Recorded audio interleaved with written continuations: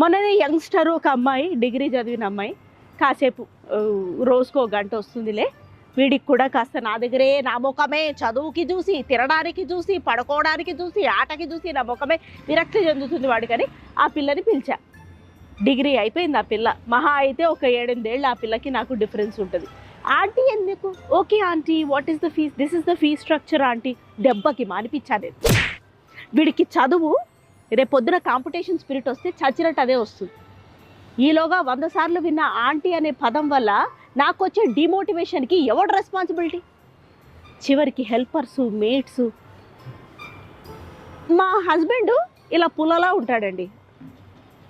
మా హస్బెండ్కి నాకు పుట్టిన సంతానమే కదా వీడు.